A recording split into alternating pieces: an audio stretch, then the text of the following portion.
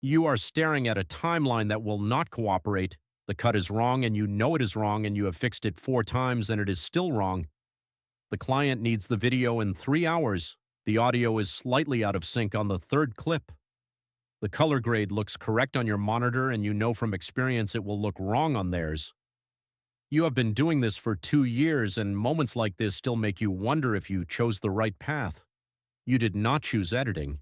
Editing chose you, the way most things that ruin and define your life do. You watched a video once, probably a YouTube video, probably edited by someone who made it look effortless, and something in your brain said, I want to make something feel like that. That was the beginning. That moment of wanting to make something feel like something. The distance between that moment and a sustainable career is not a straight line. It never is. But it has stages. Clear, predictable stages that almost every working editor goes through in almost the same order. And understanding them, really understanding them, is the difference between quitting in year 1 and still being here in year 5. Stage 1 is the tutorial phase. You download a free editing software, probably DaVinci Resolve, possibly CapCut, maybe an older version of Premiere you found somewhere, and you watch tutorials on YouTube. You learn what a timeline is, you learn what a cut is, you learn that J-cuts and L-cuts exist and immediately forget which is which. You make your first edit, a video of yourself, or a video of your friends, or a video of your dog doing something unremarkable.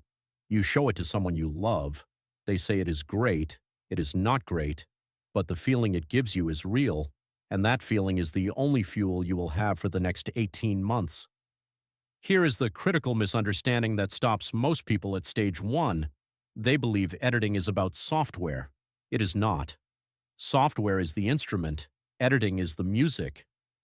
Walter Murch, who edited Apocalypse Now and won multiple Academy Awards for his work, spent decades articulating what editing actually is, and his conclusion was that editing is the art of thinking in time. You are not arranging clips. You are controlling when a feeling arrives and how long it lasts and what it becomes when it meets the next feeling. The software is the least interesting part of any of this. Stage 2 is the first client. This is terrifying and necessary, and you will almost certainly charge too little. You find the client through a friend or a community you are part of, or you post somewhere that you are available.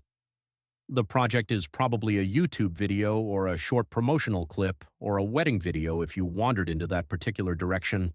You take 3 times longer than you should. You deliver it. They accept it. You receive money in exchange for something you made with your hands and your time and your specific way of seeing. That transaction changes something in you. You are now a freelance video editor. This is true regardless of how much you were paid.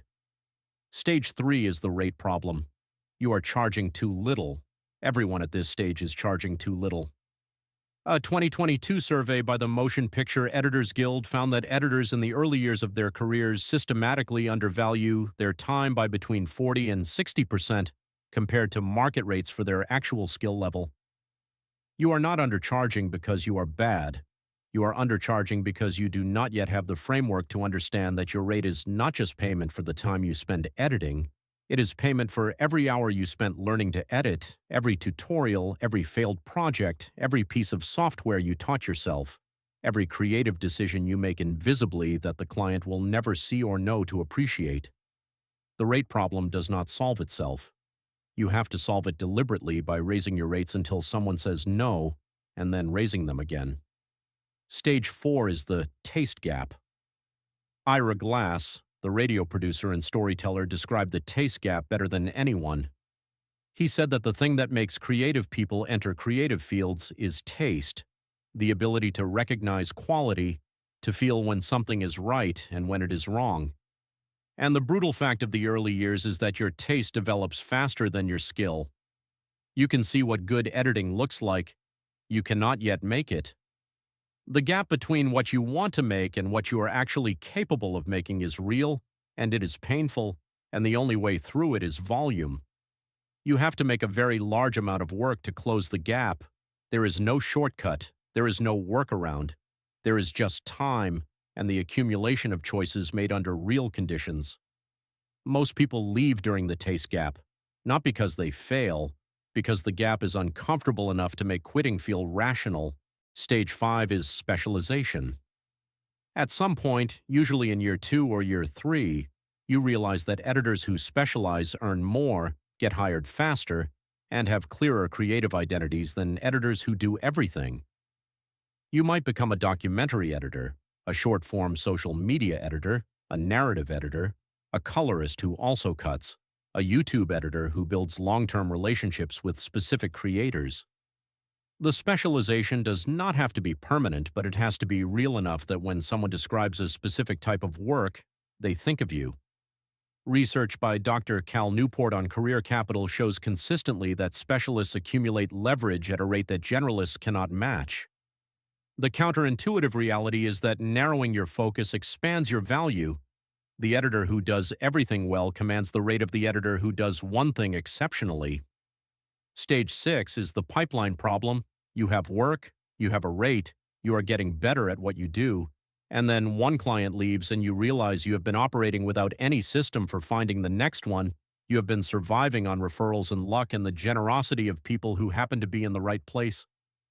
This is unsustainable in a way you did not notice until the gap appeared. The editors who build lasting careers build pipelines while they have work, not after they need it. They post consistently. They build relationships in the specific communities where their ideal clients spend time. They treat their career as a small business, which it is, even if it does not feel like one yet. Stage 7 is the longevity question. Somewhere around year 3, year 4, the editing does not feel the way it used to. The work is there, the rate is reasonable, the skill is real. But the feeling that made you start, that specific pull toward making something feel like something, has gotten quieter. This is not burnout exactly. It is the natural consequence of expertise. Things that once required full creative attention now happen automatically.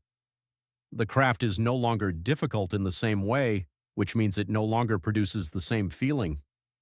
A study published in the Journal of Occupational Health Psychology found that creative professionals who maintain long careers almost universally report a transition point where the intrinsic motivation that drove their early work must be deliberately reconstructed rather than passively experienced.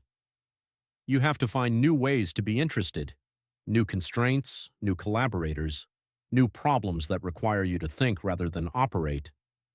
The editors who last are not the ones who stayed passionate. Passion is not durable enough for a decade.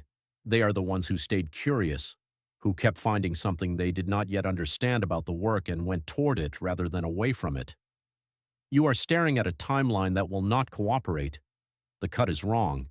You have fixed it 4 times, and you are about to fix it a 5th time because you still care whether it is right, which means the original feeling is not gone. It has just become something quieter and more durable than it was at the beginning. That is not a compromise. That is what it looks like when something has become real. The timeline does not care how long you've been doing this. It does not reward loyalty or experience or the number of hours you have logged. It simply shows you what is there and asks you to make it better. Every time, without exception. That is the job, not the software, not the rate, not the clients or the pipeline or the specialization. The job is sitting in front of a timeline that will not cooperate and caring enough about whether the cut is right to fix it a 5th time. Most people who start editing stop caring somewhere in the first 2 years. The ones who make a career out of it never fully stop asking whether it is right.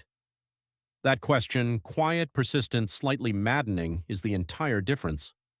The editors who built careers out of this work are not the ones who found it easy. They are the ones who found it worth it.